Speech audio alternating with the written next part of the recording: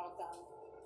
On behalf of the United States and the 150 other countries represented in this room, thank you for hosting the Global Entrepreneurship Summit here in Hyderabad, a city that is quickly emerging as the innovation hub of India.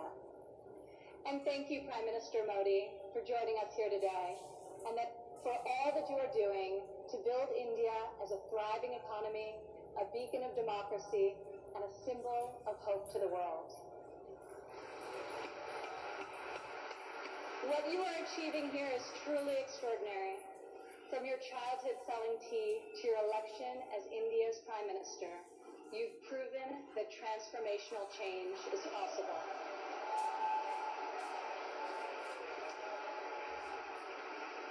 And now you are bringing that promise to hundreds of millions of people across your country. Thank you. To the people of India, I want to congratulate you as you celebrate the 70th anniversary of your independence. You are celebrating it as the world's largest democracies and one of the fastest growing economies on earth.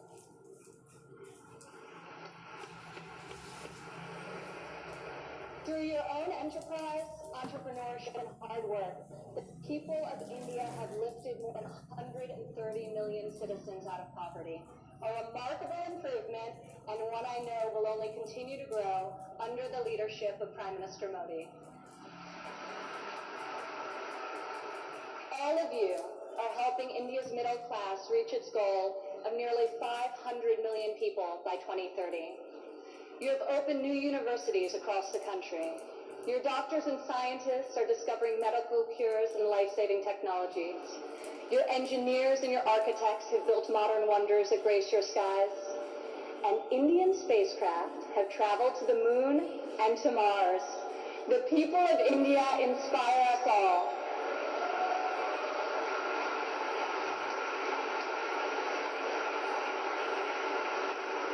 This is the first time India has hosted the Global Entrepreneurship Summit.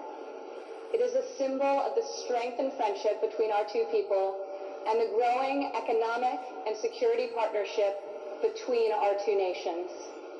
As President Trump said earlier this year, India has a true friend in the White House.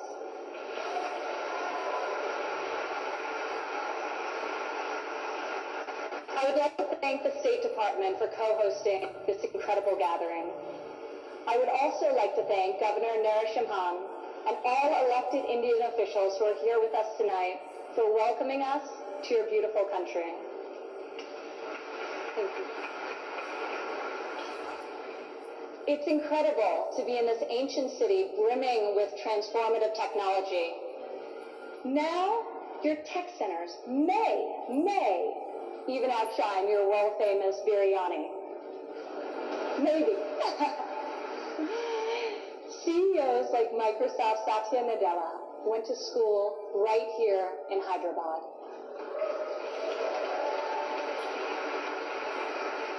Just a few kilometers away, T-Hub's brand new facility is set to open next year and will become the largest incubator in Asia. In this city of pearls, the greatest treasure is you, the dreamers, the innovators, entrepreneurs, and leaders who never give up, never abandon your aspirations, and always strive for a better tomorrow. Today, we come together to celebrate what is happening here in India, what is happening in the United States and all over the world. Entrepreneurs are revolutionizing our economies and improving our societies. You are rewriting the rules. You have the inspiration and drive to serve communities through the projects you start and the businesses you build. You have the grit, the perseverance, and the will to succeed. Each of you started with an idea. You've worked long days and nights to code the next robot, create the next app, find the next cure, and discover the next breakthrough to improve the lives of millions of people.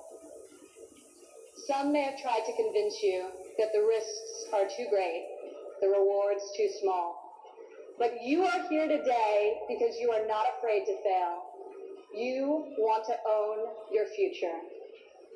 So I want to congratulate you on all that you have already accomplished.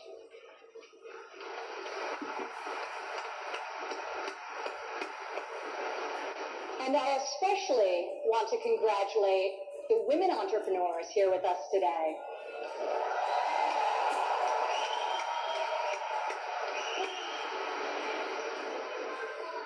Thank you. This year's summit focused on a theme that is key to our future: women first, prosperity for all. I'm proud to say that for the first time ever, women make up the majority of the 1,500 entrepreneurs selected to attend this summit. I see all of you out there. Only when women are empowered to thrive will our families, our economies, and our societies reach their fullest potential. As a former entrepreneur, employer, and executive in a male-dominated industry, I've seen firsthand that all too often, women must do more than their male counterparts to prove themselves at work, while also disproportionately caring for their families at home. After my father's election, I saw an opportunity to leave my businesses for the privilege of serving our country and empowering all Americans to succeed. Our administration is advancing policies that enable women to pursue their careers and care for their families, policies that improve workforce development and skills training, and policies that lift government barriers and fuel entrepreneurship so that Americans can turn their dreams into their incredible legacies. In the last decade, women have made remarkable strides in starting new businesses. Globally, between 2014 and 2016, entrepreneurship activity amongst women has increased by 10%. In the United States, within the last decade, the number of women-owned firms has grown by 45%. Even more promising, minority women have started nearly 8 in 10 new woman-owned businesses.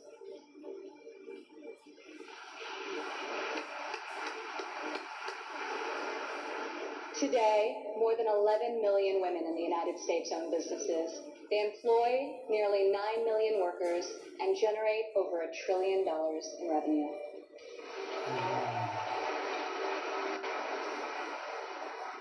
Many women become entrepreneurs and job creators out of necessity.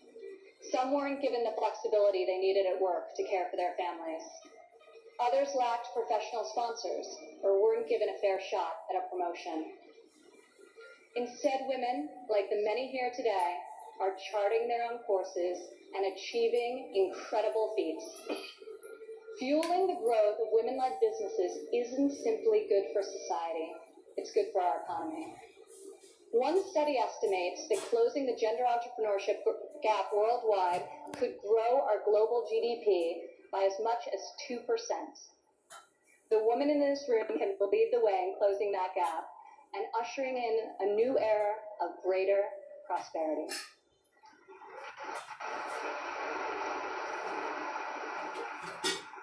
Yet despite the soaring rate of female entrepreneurs, women still face steep obstacles to starting, owning, and growing their businesses. We must ensure women entrepreneurs have access to capital, access to networks and mentors, and access to equitable laws. In developing countries, 70% of women-owned small and medium-sized businesses are denied access to capital. The result has been a nearly $300 billion annual credit deficit for women entrepreneurs in the developing world. In the United States, a Harvard Business Review report found that investors ask men questions about their potential for gains, whereas they ask women questions about their potential for loss. This could in part explain why women entrepreneurs received less than 3% of venture capital funding in 2016. We are working hard to reverse this trend. The U.S. Small Business Administration, for example, increased lending to women by over $500 million this year alone.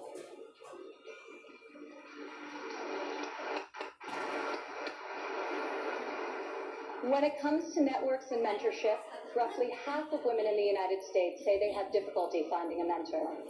Yet mentorship is critical to success, as each of you knows. Entrepreneurs need professional guidance to help them start and grow their business. In the United States, we are fostering mentorship through programs such as SCORE, a nationwide initiative where successful men and women coach those who want to become their own CEOs. And when it comes to equitable laws, while many developed and developing countries have made tremendous strides, there is still much work to be done. In some countries, women are not allowed to own property, travel freely, or work without the consent of their husbands. In even more countries, the cultural and family pressure is so great that women do not feel the freedom to work outside of the home. Our administration is striving to promote greater opportunity for women around the world, both through our domestic reforms and our international initiatives. This summer at the G20 conference, the United States was a founding member of a bold new initiative with the World Bank, the Women Entrepreneur Finance Initiative, also known as WEFI.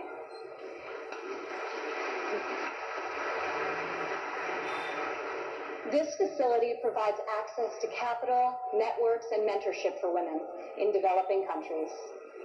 WEFI is the first facility to support women entrepreneurs at this scale, and we anticipate it will be able to leverage in excess of $1 billion in public and private financing.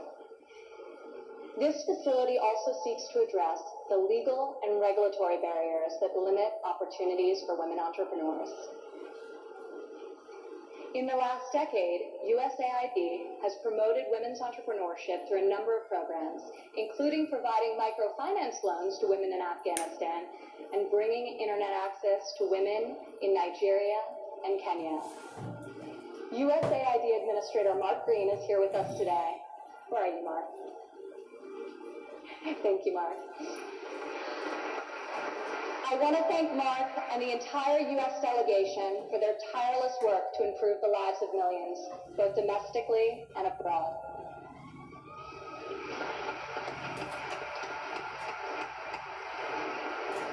Further, as each and every one of you can attest, this summit is yet another powerful example of a U.S. initiative that connects entrepreneurs around the world with investors who believe in your mission and will champion your success. I want to thank the U.S. business leaders who have traveled all the way to Hyderabad for this inspiring event.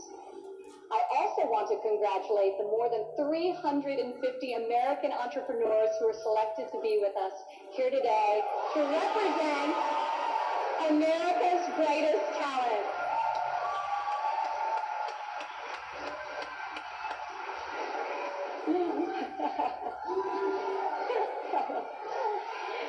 I think I found your section. Thank you. At home, our administration is committed to empowering women entrepreneurs through domestic reforms. In the past 11 months, we have expanded apprenticeship programs and prioritized STEM education to ensure that women and men have more opportunities to master the skills that drive progress in the 21st century. We have dramatically reduced job-crushing regulations, which disproportionately hurt entrepreneurs and small business owners. And we are laser-focused on passing long-overdue tax cuts. This will provide much-needed relief to working families and to businesses of all sizes. Also this year, for the first time ever, the President's budget included a proposal to establish a nationwide program for paid family leave. We are committed to supporting women and men who work both inside and outside of the home.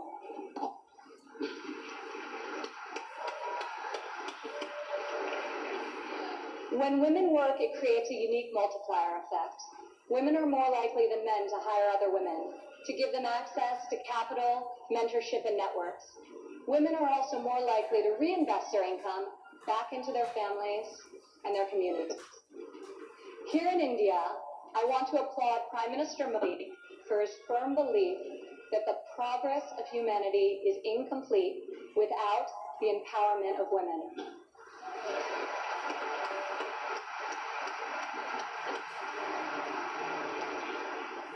Just consider, if India closes the labor force gender gap by half, your economy could grow by over $150 billion in the next 3 years. As we kick off this 3-day summit, I encourage everyone here to come together, learn from each other, and find new ways to lift barriers in our society so that women are free to innovate, empowered to succeed, and able to leave our children a brighter future. As we strive for change, we must never forget that the best hope for our future is far greater than any single government policy. The source of our success is found in the spirit, the drive, and the talent of our people. Here with us today from San Francisco is Dara Das. Dara spent over a decade working in underserved communities around the world. She witnessed firsthand that many times people need very simple items: a bucket for carrying water, a splint to treat an injury, a part to fix a generator. Dara co-founded Field Ready to provide life-saving supplies through 3D printing. Today, Dara's company responds to disasters all over the world and delivers humanitarian aid with cutting-edge technology. Through her innovative solutions, Dara is saving lives and bringing hope to thousands of communities. Thank you, Dara. Please stand up, Dara.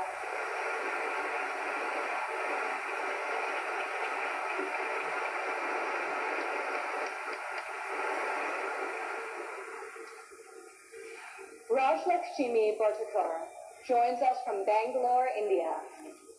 When her son began having seizures at a young age, she decided to create her own solution to better monitor his health. Stand up.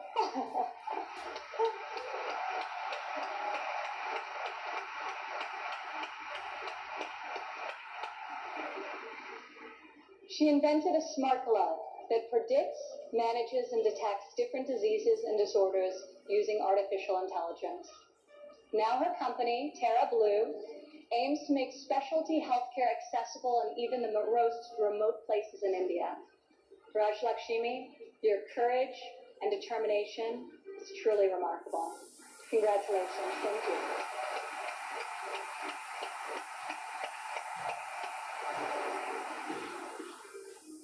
Also here with us today is Rayan Karmalova from Azerbaijan. Rayan, please stand up.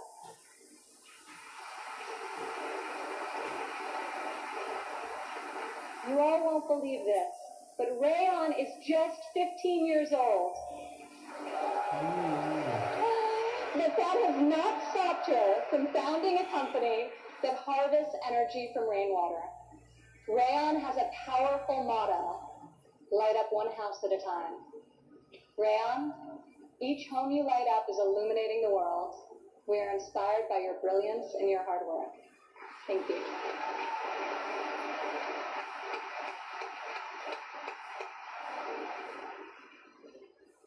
These women represent the vision, the ambition, the grit of every entrepreneur here today. You are saving lives, creating jobs, and bringing hope to our communities. You are transforming our societies one business and one customer at a time. You prove to the world that we have the power to rise above the challenges of our day and to pioneer new pathways forward, and to leave our mark on this moment in history. Just think about how much better the world would be if all of us, men and women, are empowered to dream big, aim high, and work together towards a more just and prosperous future. A future where mothers and fathers can work hard to build a better life for their family, discover their talents, and pursue their ambitions. And where people of all nations can live and work together in dignity and in peace. This is a future we can, will, and must build together. And this is the promise of the visionaries gathered in this room today. Thank you.